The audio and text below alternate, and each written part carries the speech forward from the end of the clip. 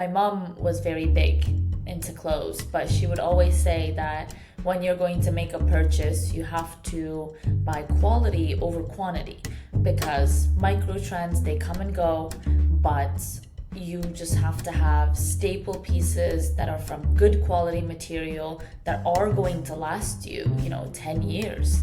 Whereas nowadays, I feel like if you just buy something from a fast fashion brand, next year it's already disintegrated into your hands. Very true, very true. And so do you still live by your mom's mantra? I try to. I think it's easier to live by it when your mom is swiping her credit card, you know? Oh, yes. All right. Sena, I'd like to talk today about your wardrobe. I hope you mean everyone's wardrobe. Yes, no, I do. Okay. Here's a number. Researchers estimate that we've already produced enough clothing to dress the next 6 generations of humans. So we're done, right? Like we can stop now. Well, we have not stopped. In fact, we've accelerated. Welcome to the fashion industry. Yeah. Okay, let's set the scene. Fashion is responsible for somewhere between 6 to 10% of global greenhouse gas emissions, right? And it kind of depends on who you ask and what they're including. Which is already the problem, right? Because Yeah. the supply chain for a single t-shirt spans like cotton fields in Uzbekistan, spinning mills in Bangladesh, dyeing facilities in Vietnam, logistics hubs in 3 different countries, a warehouse in the Netherlands, and your bedroom floor.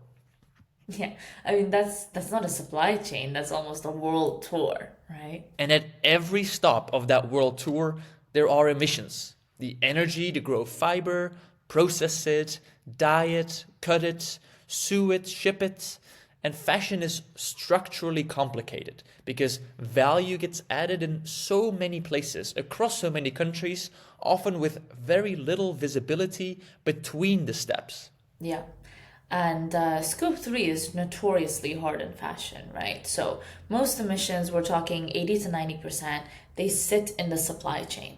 So there's tier 1, tier 2, sometimes tier 3 suppliers, and most brands are going to have very limited data, limited leverage, and limited relationships beyond that first tier. Yeah, and add to that, fashion moves fast. Yeah. Seasons, collections, Yeah. trend cycles that used to be twice a year and are now what? Some fast fashion brands do 52 micro seasons, like one per week.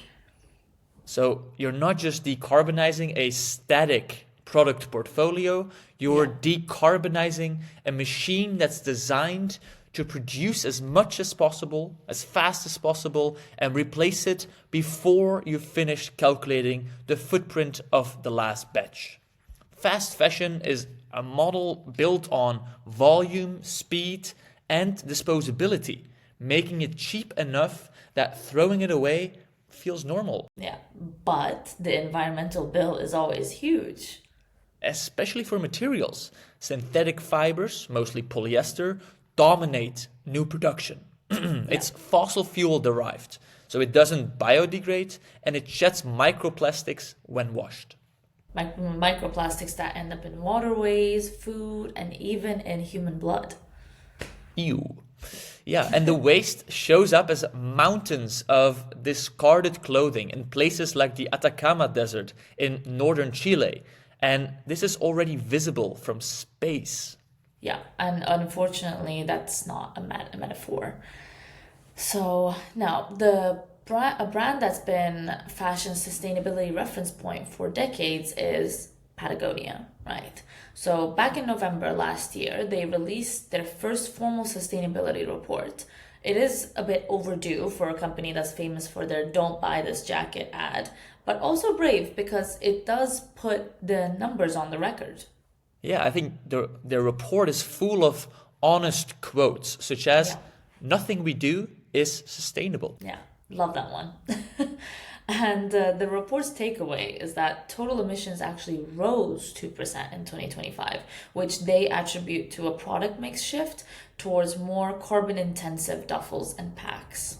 Yeah, and as usual, Scope 3 is the core story. Raw materials and finished goods manufacturing are 92% of their footprint. Everything in their owned operations is basically noise.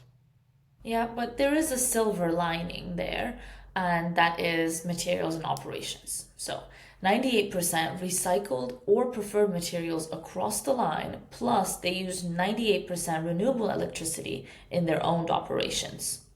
Yeah, and the hard truth is that recycling isn't exactly solved yet.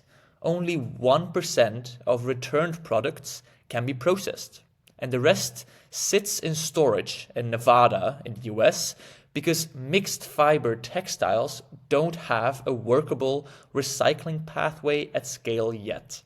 Though better sorting and chemical recycling routes are emerging and could become viable as infrastructure and standards mature. Yeah. I mean, even the report itself calls itself a transparency tool, not a victory lap. Yeah, it's also a purpose statement. In 2022, Patagonia's founder, Yvonne Chouinard, transferred ownership to the Holdfast Collective and a purpose trust, in effect, making Earth the only shareholder. Excess profits now flow to environmental causes, with about $180 million distributed already since. And the sustainability as an operating system. Yeah. Even then, supply chain emissions at scale remain unresolved, which says more about the size of the problem than Patagonia's commitment. Yeah. And speaking of which, let's discuss Shein, the fast fashion platform that produces somewhere between 2,000 to 10,000 new styles per day, has submitted science-based targets to SBTi. That sentence is doing a lot of work. Yeah, it is. And to be fair, submitting targets to SBTi is better than not submitting targets to SBTi. Sure. And ordering a salad after a double cheeseburger is technically better than not ordering a salad, right? Yeah, but the question isn't whether the targets exist or not. It's whether the model is compatible with them. So Shein runs on volume, extreme volume, and net zero through absolute reductions means producing less or an almost miraculous shift in materials and energy. Yeah, I mean, we'd love to be wrong, but the current trajectory, growing faster than most fashion ever has, doesn't point that way. The SBTi targets are a marker, but I'm very curious to see what's going to happen next. Yeah, yeah. Okay. Let's get into something that doesn't get discussed enough, the calculation problem. Yeah, the calculation problem. Because saying that we need to reduce Scope 3 emissions in fashion is easy. Yeah. But actually measuring them accurately enough to manage them, that's where it gets a little bit complicated. I mean, a lot of suppliers in fashion, the ones that are particularly mid-tier or lower tier, don't yet have the systems to produce product carbon footprints at a quality that you can actually use. The data is either not collected, not standardized, or not verified. Yeah, so you have brands that want to report accurately, but supply chains that aren't yet ready to feed that reporting, and the whole system stalls. Which you're making it sound like a dead end, but it isn't. No, no, no. Enter reduction levers. Yeah. The idea with reduction levers is this. You don't need perfect product carbon footprint data from every supplier to start reducing.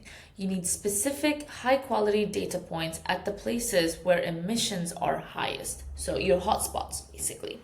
And then you can start adjusting your emission factors based on what you actually know. Yeah, let's maybe add some examples to that. So first, the renewable energy share at each supplier. If you know that a certain supplier runs on 80% renewable energy versus the grid average, you can apply a supplier-specific emission factor for that energy. So that changes your calculation immediately, more accurately, and usually in the right direction if they've made the switch. Yeah. And To add to that, recyclability share of materials.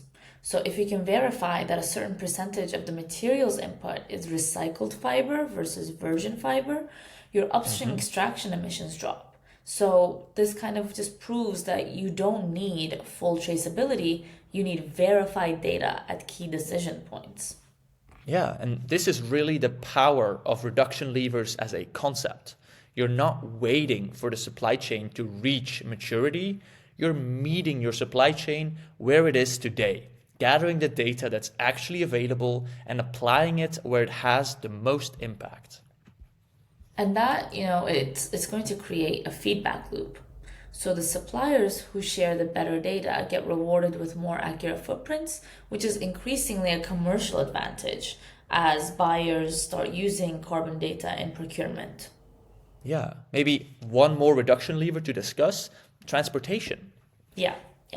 A lot of fast fashion still travels by air. Yeah, which emissions-wise is a different universe from sea freight. Yeah. It's roughly 40 to 80 times more CO2 per ton kilometer, actually. So for something like jeans, the flight can add more footprint than making the jeans. Yeah, and the obvious move becomes put the jeans on the boat. Put the jeans on a boat. And the reason that brands don't is speed. So sea takes 4 to 6 weeks to reach the final destination. Air only takes days. And fast fashion runs on days. Which is the point, yeah. Decarbonizing logistics often starts with accepting that your product doesn't need to travel faster than a ship. Yeah, slowing down, a radical concept. Revolutionary, yeah. Here's where we land today. Fashion is genuinely hard. Not hard like someone made it hard on purpose, hard because it's long, diffuse, and global in a way that most industries aren't. Yeah, but hard doesn't mean impossible, right? It means specific. So you just need to know your hotspots, collect the data where it's actually available, apply it, pressure your suppliers not to be perfect, but just to be transparent. And of course, shift logistic modes when you can. Yeah, and to all consumers, maybe, just maybe, buy less or wear what you already have. And when you do really need to buy, you can also buy secondhand. Yeah. Okay, well, that's it from us today. Thank you everyone for listening.